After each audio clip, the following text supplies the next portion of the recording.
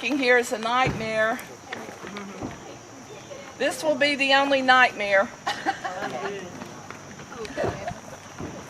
I knew this one was going to be bad. If they had, I was afraid to undo the gates, but they're not going to get us for trespassing as long as we stay right here. I mean, I know the owner, so I saw no point in contacting them, though.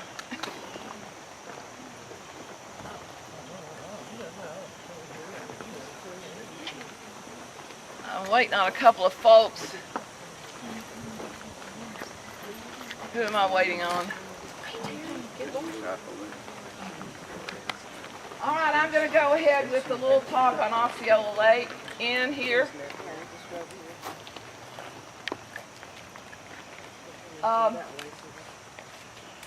Before I do that, Mike's parents met here. Mike? Raise your hand, Mike. Raise your hand. They have on his hearing aids. I don't know.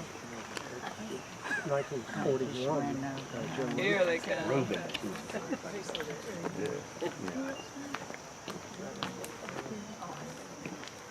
And I'm waiting on Bill Orr because his ancestor owned the place. There you are. Who was his ancestor? John Orr, John L. Orr. You related to John L. Orr too? You got cousins over here, Bill. I probably am too, but I'm not related to yours. So I know that. You an Orr? No. We all here? If you're not here, say something. And the Orr shirt. Now we've got a couple of folks here that may know more about this than I do, so I'm just going to tell you what I know, and then they can pick up if you have any questions. Mike's parents met here. John L. Orr, the original builder and owner, that's his descendant right standing right there, Bill Orr. Awesome. Investors in the Osceola Lake Company gave John L. Orr the site for a 60-room hotel overlooking the lake. 30 rooms are to be completed by next season and 30 by the following year, the newspaper reported. The building will cost $25,000, will have 125 feet of 12-foot porch on both sides, and will have every modern convenience, unquote. Joe Rubin of Florida bought the hotel and property in 1940. So John L. Orr owned it till he sold it to Joe Rubin, right? For 5 years after he purchased the property, Rubin operated a pavilion on the lake down here. And they had dances in a pavilion on the lake. That is now a home. They turned it into a home. He bought adjacent property on the lake and put in a pool at the end and expanded the property. After Joe Rubin died, his son Stuart Rubin ran the property until 2003. Now, the daily activities, and they had nightly entertainment. They sponsored a clogging team, a square dance team, and they would have singers and musicians and bands playing every night from spring through summer. Then Joe and Stuart Rubin added 60 courtyard rooms around the pool, which is that direction. You can't see that from here unless you peep over that fence. They also added tennis and shuffleboard courts, a putting green, and then later on they remodeled and redid and made a new pool. Rubin said approximately 75% of his guests were Jewish. Rubin's brother Arthur, who owned McFarland Bake Shop, did all the baking for them. The Rubins ran the inn for more than 60 years. And then Ed Hernando from Miami took over operations in 2003 from Stuart Rubin and renamed this Victorian-era hotel the Coppercrest Inn. They did restore the original wooden floors, pulled up all the ugly carpet. They restored and rebuilt the original knotty pine walls and ceilings. The 10 fireplaces in the inn were restored to working order. A large stone fireplace was added to the entrance. And those turret rooms include 6 suites. So for each turret room, you've got 6 suites in the turrets around. If you have any other questions, you can ask them, but it has now been closed. Some of you know the story of Ed Hernando. Now, I cannot quite determine whether Stuart Rubin is still the owner, and when Ed Hernando left town, if Stuart Rubin got the property back, or No. or Ed Hernando still owns it. No, it went to Ed and then it went to the banks, and Stewart's out of it. Stuart told me that he had only sold it to Hernando on certain conditions and that he still owned part of it. That was back when I did the story when Hernando was restoring it.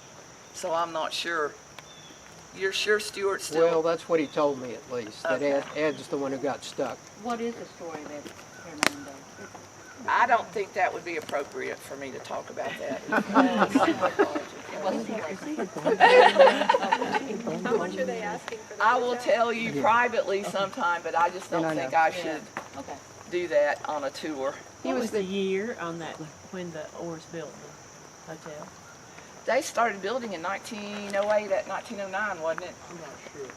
Yeah, it was the original part of the lake. While they were building the lake, they were building this. Okay.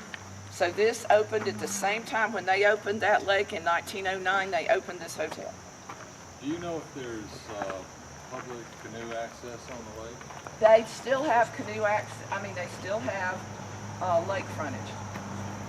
And Ed Hernando had fixed up the beach lake frontage down here.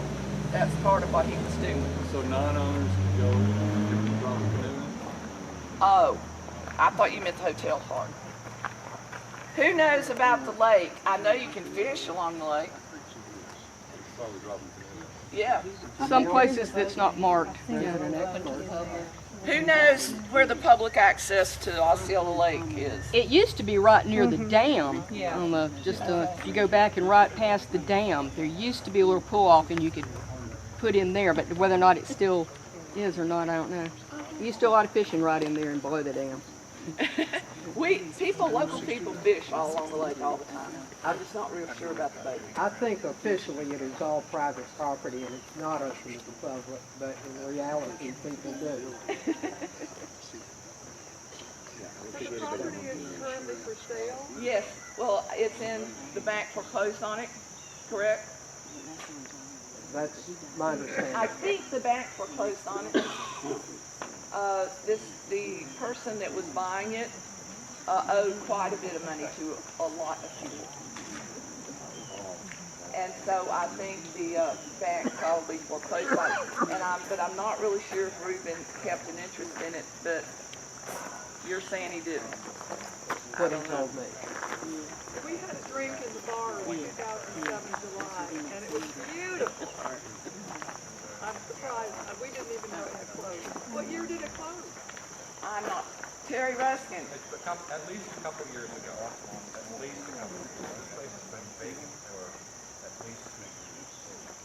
I will tell you this, the owner, Mr. Hernando, did not pay his employees or the contractors.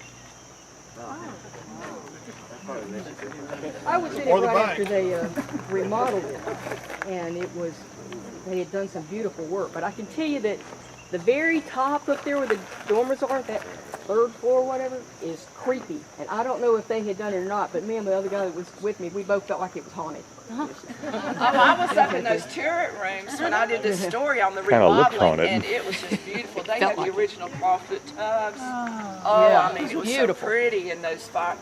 They did a beautiful job on that part of the restoration. Terry wasn't pleased with some of the restoration, I'm not sure why.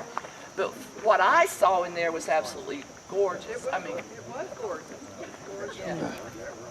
It probably still is. If you want a quick history, my mother was from here, my father was from New York, and he used to go to Miami and stay in Joe Rubin's hotels down there.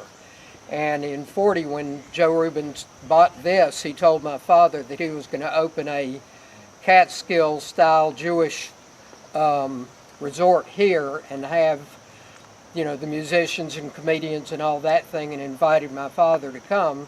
So the first summer that they opened, was June of '41, my father came here, and the local Jewish people from town would come out here and hang out, sort of a social gathering.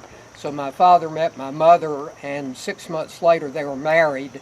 on the eve of World War II, December 6, 41. Wow.